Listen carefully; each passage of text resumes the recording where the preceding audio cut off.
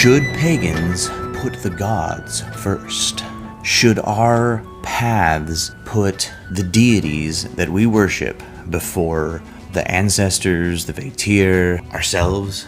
Before I jump into it, one of the things that I want to mention is that all pagans are valid. It doesn't matter if you choose to be theocentric or not, if you have an archetypal view, if you have somewhere in between, if you literally believe in gods, you believe they're figurative, you believe they're aggrandized spirits, whatever. It doesn't matter how you believe something, it doesn't matter what you believe, and it doesn't really matter how you practice. What matters is, does this work for you, and does it cause harm? If it causes harm, then obviously it would not be valid.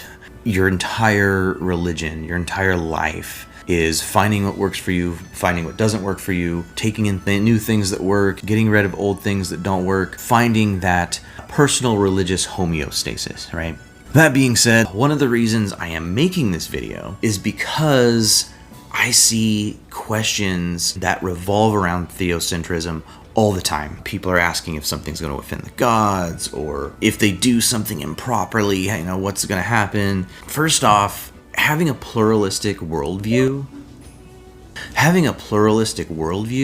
there are multiple different gods. They all have different opinions on things. They see things differently. Thor is going to solve something different than Loki. Loki is going to solve something different than Odin. Odin is going to solve something different than Freya. That doesn't necessarily mean that they're wrong. That just means they have a different way of going about it. And there's nothing wrong with that. Same goes for people. Human beings are extremely varied. Not to mention, the gods aren't the only spiritual entities that we work with. You've got land spirits, you've got ancestors, you've got house spirits. Depending on your worldview, you may have a local land spirit that is your deity, or at least one of them. One of the things that makes us think that we need to have a gods-centric worldview is Christianity. It's that Christian influence. In fact, the only real evidence that I've seen of prostration, of kneeling before divine gods, has been mostly from Rome. I think there's a couple of little bits here and there in other things, but nothing so concrete that I would be like, well, I guess this is what the ancient heathens did. And not to knock Roman paganism. Obviously, again, all pagans are valid unless those beliefs cause harm. That being said, back in the heyday of Rome, the Roman religion was a state religion. It's actually why they started butting heads with Christianity. Christians wouldn't sacrifice to their gods, which they felt was something that could cause harm to the state. Of course, eventually Rome fell after it became Christian, so maybe they were right. I don't know. To get back to prostration, we don't really have any evidence that heathens, the arch-heathens for sure, did that. I think there might be one story of somebody laying down in front of a statue or something like that, but it just reeks to me heavily of either Christian influence or maybe at least a misinterpretation. I'm very remiss to start basing my worldview on that. And really part of that's an ethical thing for me, which I made a couple of videos about that. If you grew up in Euro-Western society or a nation, which to be honest there's a ton of them, that has been colonized by Christians, the beliefs of your people have been taken away by conquering Christians, most likely you do have an influence from the Christian overculture. And that can lead you to assume that all religion centers around God or gods, which just isn't the case. Again, we're extremely pluralistic, and there's not just the gods.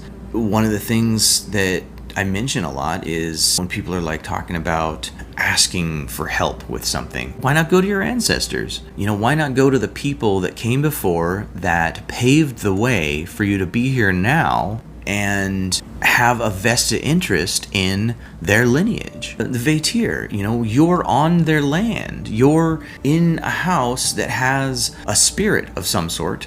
According to the animistic perception of the arch-heathens, everything had a soul of some sort, some kind of energy within it that gave it some kind of spiritual energy, which is kind of vague and isn't truly defined. There's something there to honor, to give offerings to. When people talk about spirits in the home, which if you have a subreddit and the word pagan is in it, people will find you and ask you those questions, which is pretty funny. One of the things I've started to mention recently is After cleansing the home, what are you doing to work with the spirit of your home? Because what if that spirit of the home is upset, right? That could explain certain happenings. Now, we don't think about that because we come from a very theocentric worldview.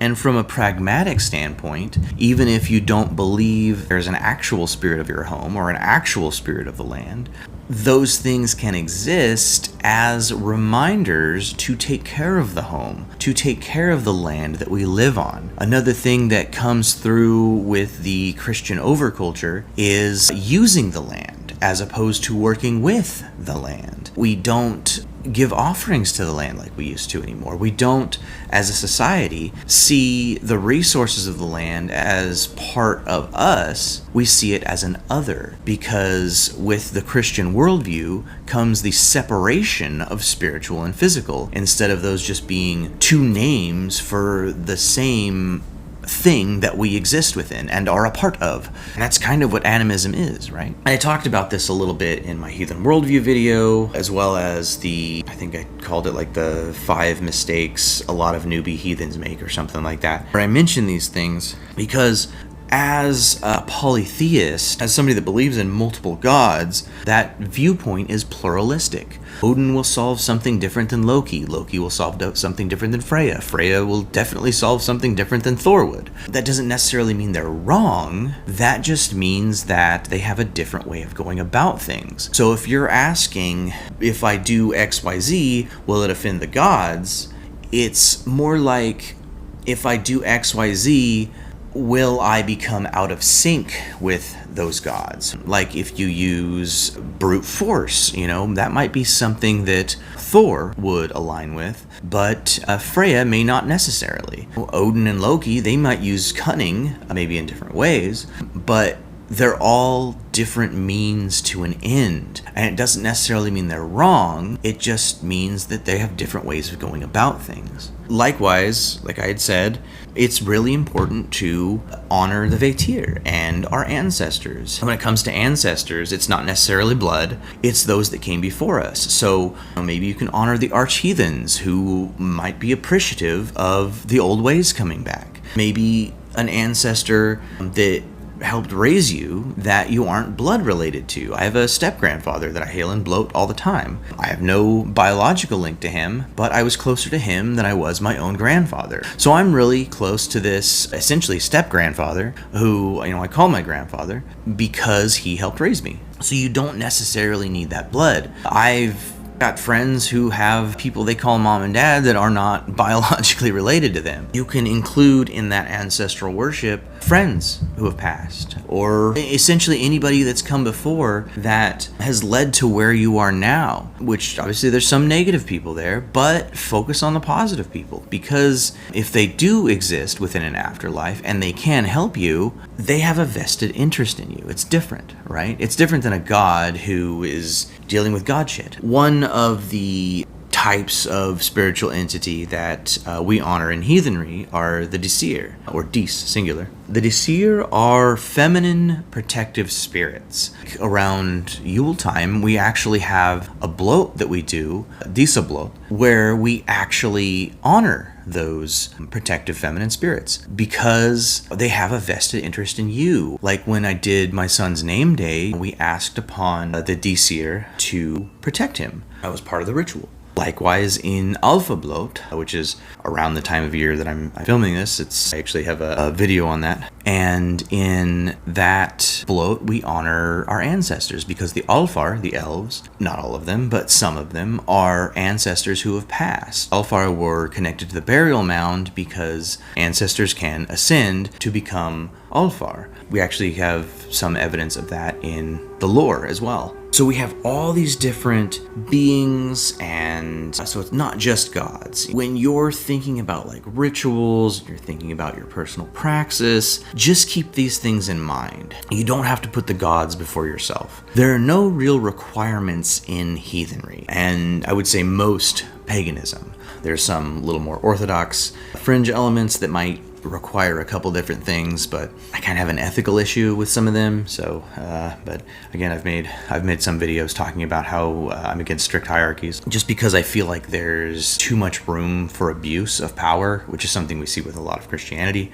Not to say that those organizations are abusive, I'm just saying that there is room for abuse. And that can be a problem. Just because your leader now is benevolent doesn't mean the next one is going to be. So that being said, prostration in general really rubs me the wrong way. I mean, that doesn't mean that when you're worshiping a god, you aren't honoring them, you're not being true to them. Worship means to give worth. That's literally where the word comes from. If you value something, you will show its worth to you. Doesn't matter if that's an object or a person or a deity or the land spirits or what. When you worship, you are showing worth. You are showing value. You are showing that you care. And I talked about that in my offerings video. And the last thing to mention is that you chose your religion. You chose to be pagan or whatever else you want to call yourself because it felt right for you.